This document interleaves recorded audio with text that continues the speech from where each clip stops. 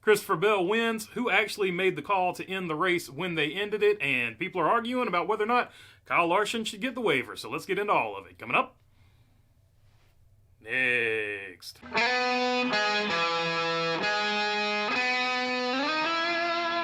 What's going on, everybody? Hope you're doing good today. All right, Christopher Bell gets the win, the 8th in his career, the 2nd on this season, and it comes at a good time for Christopher Bell to get this win because if you look at it, he had been in sort of a mini slump. He had had a lot of DNFs, a lot of bad finishes. He hadn't had the start to the season that he really wanted to have. He won the race, so that was good. He was locked in. But at one point this season, he was actually out of the top 16 in points. Him and Daniel Suarez were both out of the top 16 in points. We're going to get to the points in just a minute. But now, with this win, it sort of puts all that bad luck and all those bad races behind him because now he is back well. Not that it matters because of the playoffs. He's locked in because of the 2 wins. But it puts all that bad luck behind him, and he's in a much better position in the point standings, which, whatever, doesn't matter because they're going to reset them anyway. We'll talk about that also in a little bit as well. But it was a rain-shortened race, and a lot of people are always like, whenever somebody wins a rain-shortened race, people are always like, oh, he didn't earn it. It's not a real win. I'm not in that camp. I'm not in that camp for 2 reasons. One reason, in the record books, it's always going to count as a win, and the other reason being, whenever you win a rain-shortened race, you still get the full paycheck. The money is still coming in. The check that they cash is still going to be the same size, so I never bought into he won a rain-shortened race, as if circumstance doesn't play into every victory, just about every victory in most cases anyway. So yeah, Christopher Bell gets the win. I count it as a legit win, but I know there are some people out there for sure that don't count rain victories as real wins. So there is that debate out there as well. Speaking of rain, and I'm not going to even talk about the Indy 500 double just yet. We'll actually get to that in just a minute. But the rain shortened the race, right? So they said, we're going to get this race back going. We're going to try to get it going. And people were like, oh, they're just doing it because Larson's there. So they went to these efforts to dry the track, and the track looked like it was drying well. But then, after they made us wait for an extended period of time, well, made most of us wait, I went to sleep, but made us wait for an extended period of time, they ended up canceling the race anyway, and that brought on its own set of controversy.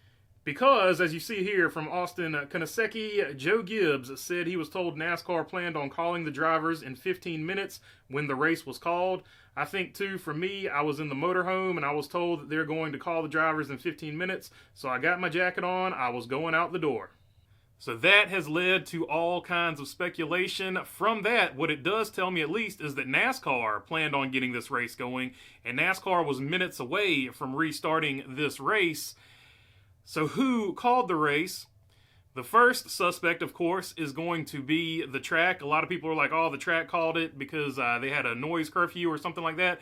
But I did see somewhere where Marcus Smith said, yes, we do always have a hard out, but that was not the problem in this particular scenario, which led people down another path to where Fox is about to catch it here again because a lot of people are blaming Fox for the cancellation.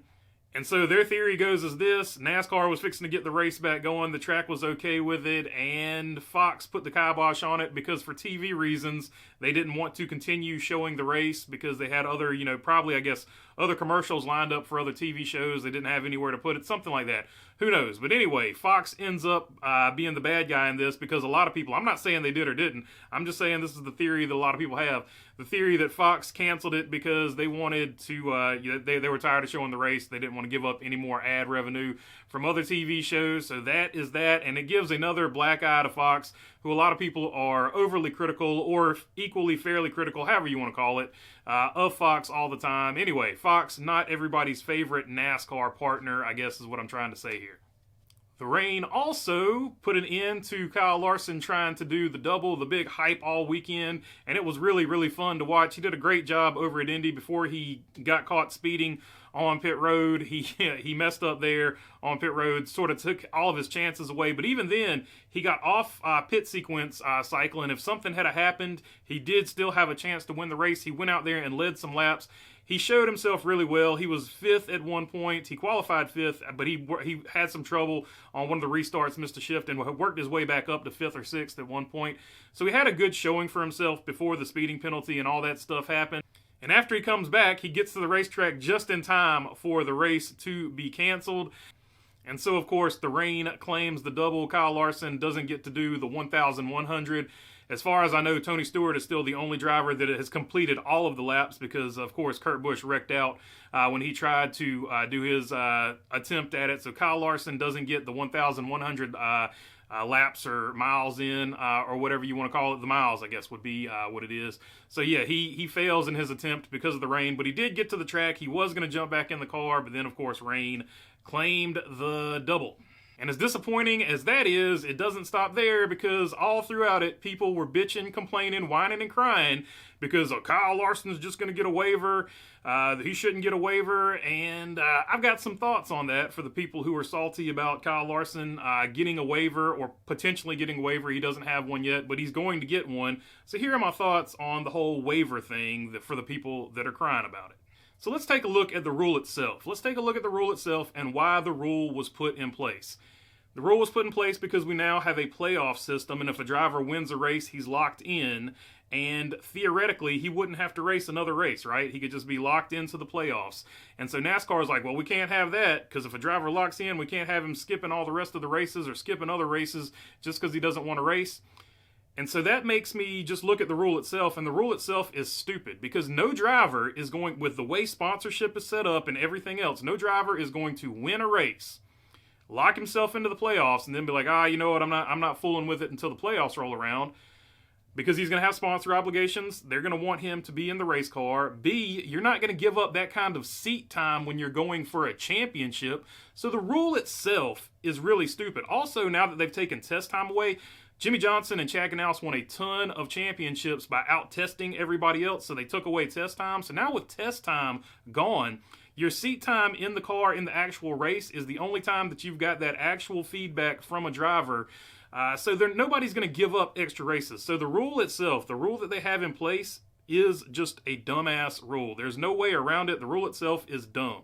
And the rule only exists because we have the playoff system. If this was back in the day, this would not even be an issue, because under the normal point system, if you miss a race, it's going to self-police itself because it was season-long points.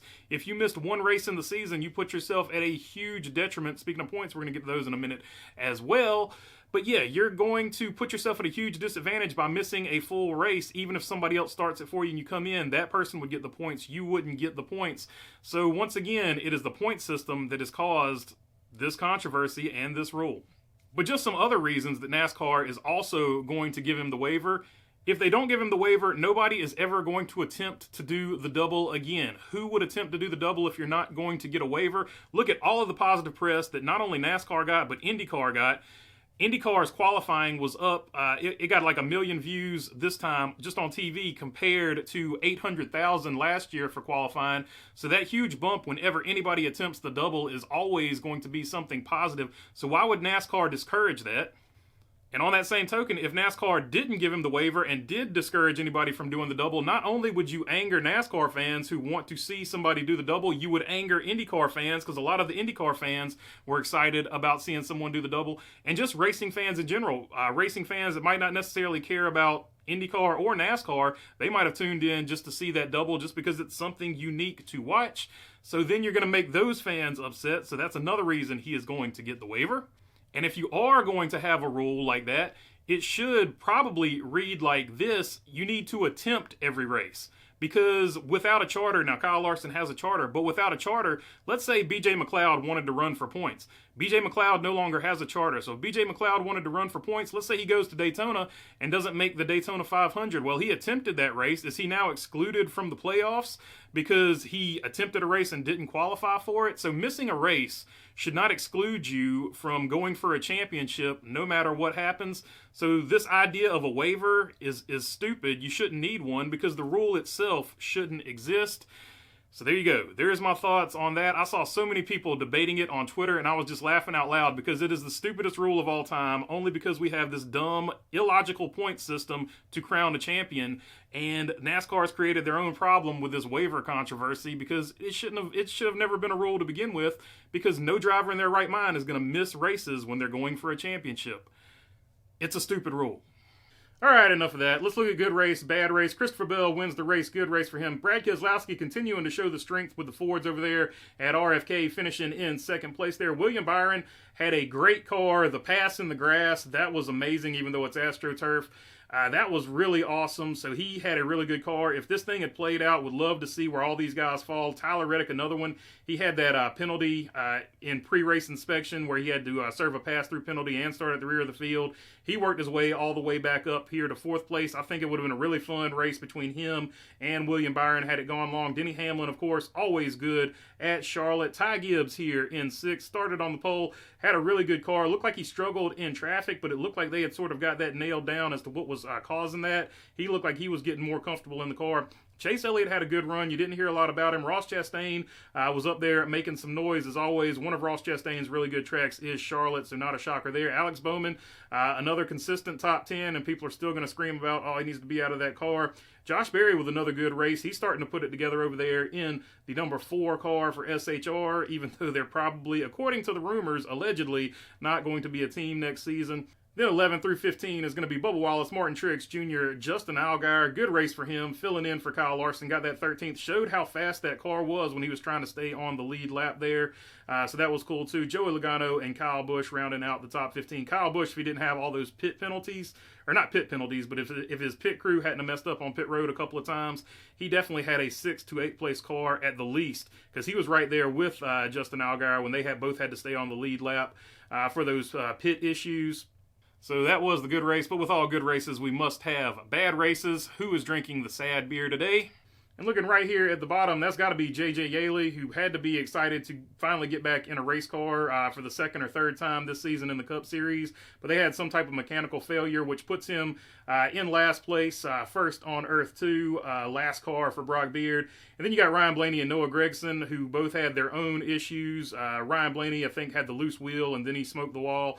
And then Noah Gragson making contact with Slick Rick Stenhouse before we never got a full replay of it. We just know contact was made, so I'm not saying either one's at fault, but he made the contact there, and that ended his day, so bad race for all of them. And after Kyle Larson basically misses a race, here are the point standings. Denny Hamlin takes the lead, followed by Martin Truex Jr. Kyle Larson settles into third now, and then Chase Elliott, William Byron, Tyler Reddick, Ty Gibbs, Alex Bowman, Brad Keselowski, Ross Chastain, Christopher Bell, Ryan Blaney, Bubba Wallace, and Kyle Busch. Then Chris Buescher would be your last man in, because Chase Briscoe, even though he is 16th place there, doesn't have a win, and 18th place man in points Daniel Suarez does. Joey Logano 17th, so Chase Briscoe and Joey Logano and Josh Berry would be the ones on the outside looking in closest there. Austin Cindric, Noah Gragson, Todd Gilliland, and Michael McDowell, Carson Hocevar, all there in the mix. And if you're looking at the rookie battle, there it is right there, Josh Berry versus Carson Hocevar. All right, that's all I got for you on this one. If you made it this far, would love to have your subscription. If not, I'll just keep making these things. If you're already subscribed, you know I appreciate you all as well. If you got a question, comment. If you want to tell me I'm an idiot because Larson should get the waiver, feel free to have at it in the comment section. I try to get to as many of them as I can. And other than that, thanks for your time. Peace.